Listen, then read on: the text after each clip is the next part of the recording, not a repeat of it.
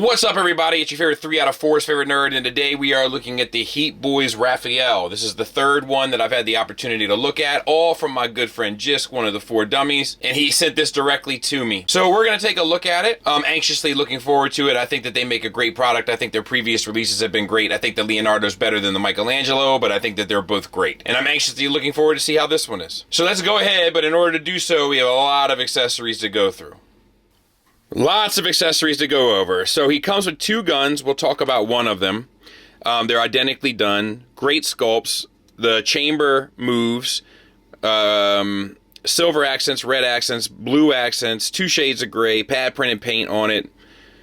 We have a grip here with the slot, and that will peg right into his hand, no problem. Now, if you want to store this gun, it comes with an adapter.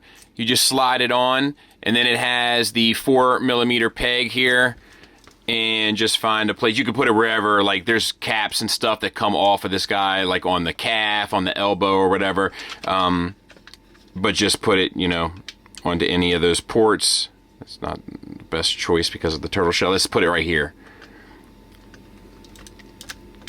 You know, and then you can store the gun there. You can get it down here too, so to speak. It would just take some fiddling for me. He comes with 2 size. These are without a doubt the best size that I've ever seen for a Raphael figure ever. The blades are die cast. They look phenomenal. They're sharp, gray and red painted on the hilt, and they tab into the palm of his hand the same way. So the size act the same way. You get these little like adapter pieces, just slide the sai in. Whoop. It relies on gravity. And then you have a peg, and that goes into any 4mm peg spot as well. Once again, I'm not going to waste time, but these are the same ports. I just want to show you that it works. Let me just, you know what? Let me see if I can do this right. There you go. Now that's in there. And then drop the sai in. And now he has his size stored. He comes with this die cast armature here. There are some plastic bits mixed in as well. But the way that this works is you take the turtle shell and you remove... I'm trying to be cautious here. This top piece here. And then insert this section into it, and then you can mount this back to the turtle. Now you can do this with it mounted on his back. I just found it a little easier. There you go. Now those can be used for a number of things, those armatures, and this is one of them. So you can connect these like kind of like giant boxing arms onto them, which are great, by the way.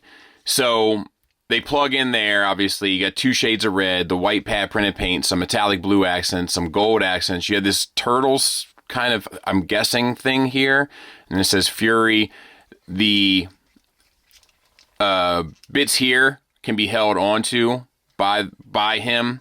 And then you have an elbow. No bicep swivel. Do you not get a wrist swivel? Huh, no wrist swivel, which seems weird. And then the fingers are individually articulated,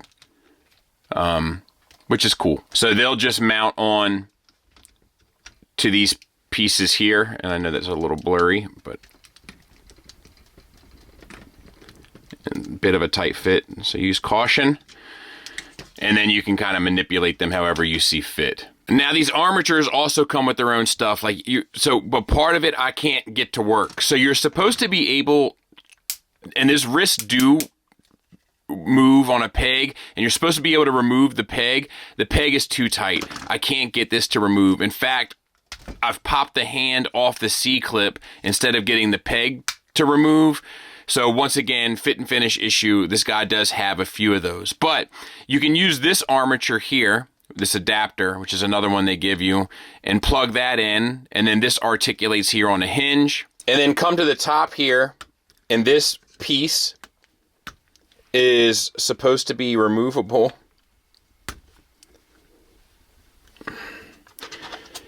But once again, another tight little finish.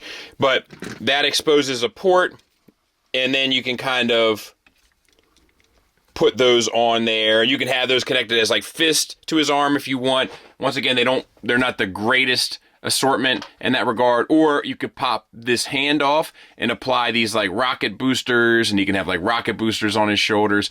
But I can't insert this because I can't get the hand off, so to speak. Now, he also comes with the set of these two claws. Painted silver, we have the pad printed paint, gunmetal, red, gold accents, pad printed red caution stripes down them. You have pegs here, and they connect to any 4mm port, but you know, a lot of times they have them kind of on the hand here, so that you can have claws on the kind of faux boxing hand. But you can also take an adapter. This toy comes with a lot of adapters. I'll try to show you some of them as we move through. Plug this in here, and then you can take this and plug this in there, and then you can have like just like a claw armature hanging off of them. Like there's a lot that you can do with these armatures. So you can remove this gold panel here, because of course those razor claw things can operate off any 4mm port. So you can have this, plug it in to his forearm, and then you have like his like claws mounted just to his arm without all the armature on his backpack, which is nice. So he also comes with two of these drill bits here, and they're painted silver. You have the red pad printed paint there. All of these bits do open up. We'll circle back to that here in a bit.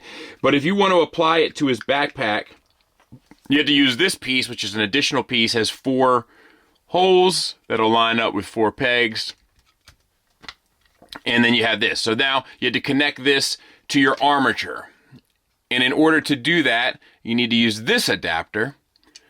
Plug this in. What? Why did not? Oh, plug this in here to the side so that you have the port facing forward.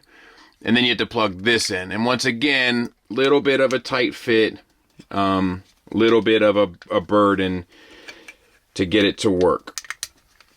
So I'll do it off camera. That's what it looks like when it's done. And then you just insert this in the turtle shell, you know, how I showed you before. So you can also open up these, as I was showing earlier. Take this adapter and find the notches where it fits. Once again, you got a peg system there, and you kind of, I may have pushed this in too far, but, oh, there we go. You know, peg it into his hand and then wrap the fingers around. Take my word for it, it works. I may have just needed a little bit more finesse with that, but take my word for it. He comes with the turtle van thing that they've all kind of come with, these parts for the Build-A-Figure turtle van, along with some turtles to go inside of it. You get one that's the green plastic, you get one that's translucent green, per usual. You also get a display base that can store a lot of his weapons, the smaller ones anyway, the armatures for sure. And then you have a rod here that will insert into the base and screw in. And then you have this piece here that'll sit on top. And then you have this little notch here, which you have to remove this gold plate. And it's really in there, and I don't want to scratch the, oh, there we go. And then once you've done that, you can have him connected to the display stand. And there's 2 different rods. There's a shorter one for a standing pose or a jumping one, so it's up to you. He comes with like a football helmet style mask accessory. It's done the same as the regular mask, but there's the silver kind of mouth guard on the bottom. To swap that out, you do need to take off the other one, which you can have off regardless if you don't like that look. It just has those 2 notches, and then put that on in its stead. And lastly, for electronics, he comes with that little pizza, and once you have the batteries installed in the head, the eyes will light up with the pizza slice. And his eyes are not dead without it, which is, always a nice touch, and we rarely see it. But I don't have the batteries obviously installed. And look, for these accessories, man, there's literally a ton you can do with them. You can hook up the armatures all over the place. There's all sorts of 4mm ports all over this guy. Like, the sky is the limit. I just ran through some of the more popular options that were used in the promotional materials, but there's tons more that you can do with it. Whew! And let's talk about the figure, and we'll get in tight on the head sculpt for Dennis. So, lots to talk about. Fully decoed figure head to toe, first of all. We got 3 shades of green, and then we have the pad printed paint for the white details, and then there's little notches that are painted in. We have gold on the front of the mask, 2 shades of red. The mask can articulate up and down to reveal the kind of mask underneath, which I do like. Like, this helmet sits over top, but then you can have it up. I think that's cool. You have the gray pieces on the side of the helmet. And then obviously the whole thing can light up. Articulation-wise, the neck is on a huge ball peg underneath. It's actually like I feel like it's like an armature. And then the neck to head is on its own ball peg, so we can get completely up, completely down, side to side. Confused turtle face. It even has a little bit of that turtle motif, right? Like the head popping out of the shell, which I think is great. And that little blue bit there, I missed that. All right, moving on to the collarbone sections, more pad printed paint, a darker shade of green. It's that darker shade that's on the helmet, top of the helmet. Moving on to the shoulders, we have this silver and gold, as well as the 3 shades of green once again. Red accents here, pad printed paint for the O2 TMNT, as well as the bits that are in there. The shoulder pad is on its own armature that can get up and down. There's a universal joint underneath for the shoulder.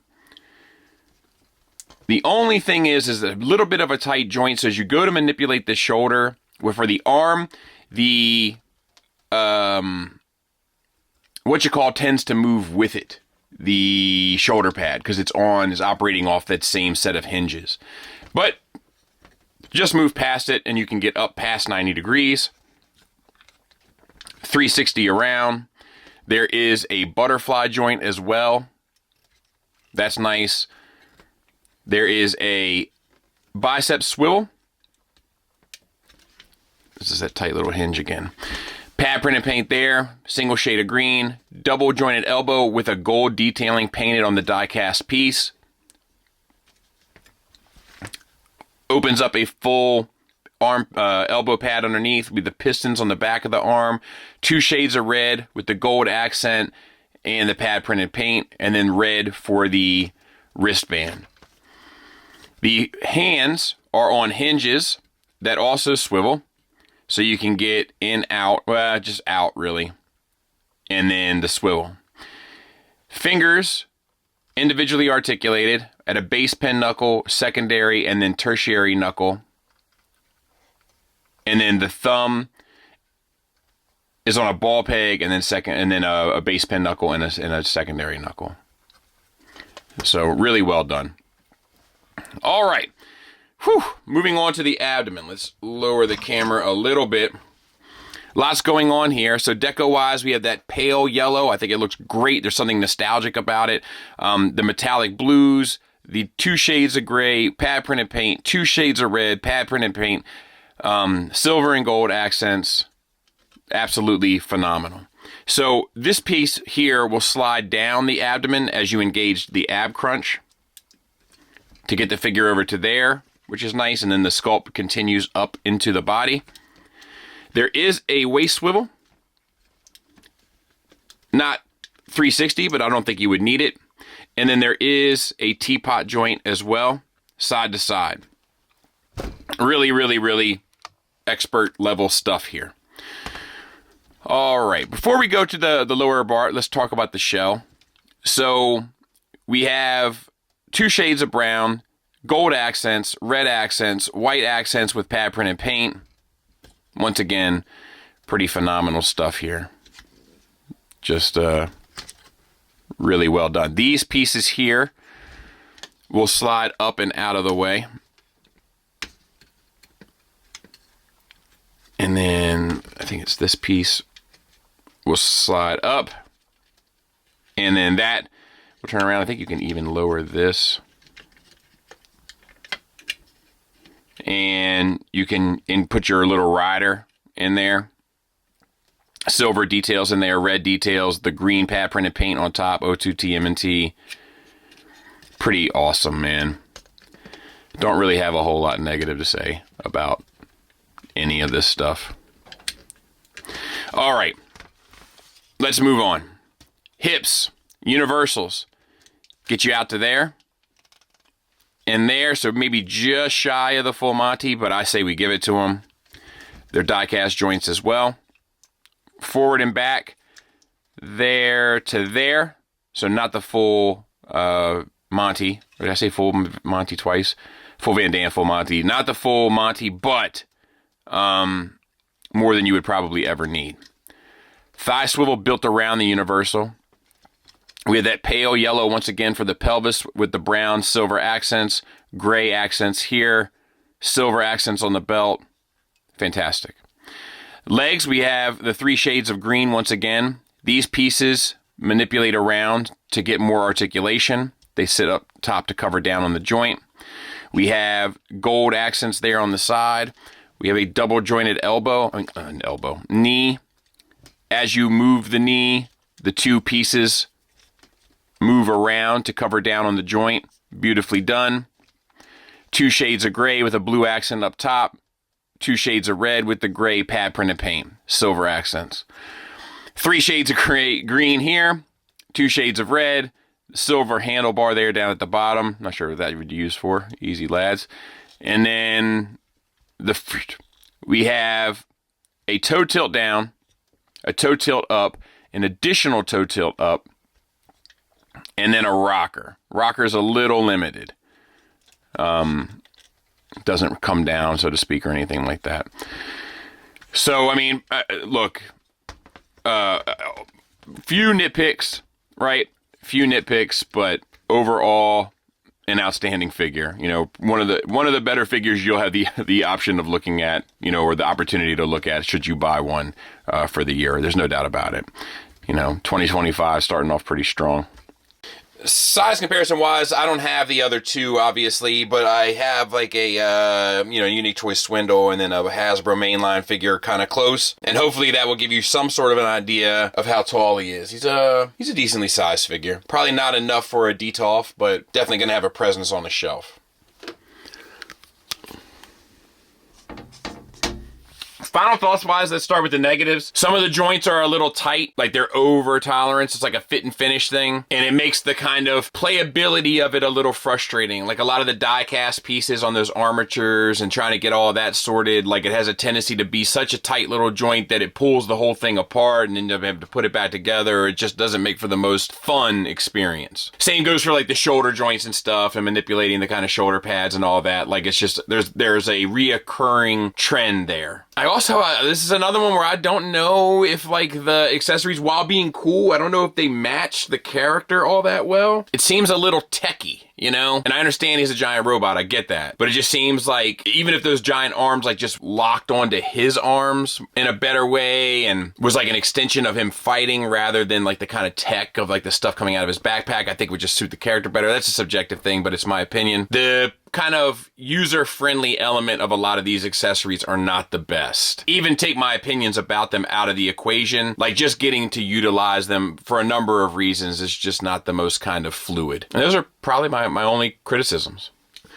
Moving on to the positives, I have a ton to say. The materials are great. The paint is absolutely fantastic. The articulation is absolutely fantastic. Wish we had a little bit more ankle rocker, but aside from that, I don't have any complaints. You know, it's really, unfortunately, the issue with this guy comes down to the accessories and how well the accessories work, how much the accessories make sense, and whether or not this line is becoming more so about the figure or the accessories it can kind of attach to it. You know, and I would say they should focus just more so on the figure, the fit and finish of the figure, making sure all that works, and then I don't know how much this benefits from the amount of accessories you can sort of attach to. Now, I've tried to kind of make it look a little bit ridiculous here to drive that point home, but make no mistake, if you buy this figure, you will be happy with your purchase. There's so much good here between the engineering, the paint, the build, the materials, etc., that there's no way you're not going to be happy with this. I just think maybe they could tone down some of the other stuff or maybe reinvest it into someplace else. But an absolutely fantastic figure and a strong recommend from me. Thanks for listening. Thanks for watching. Until next time, take care.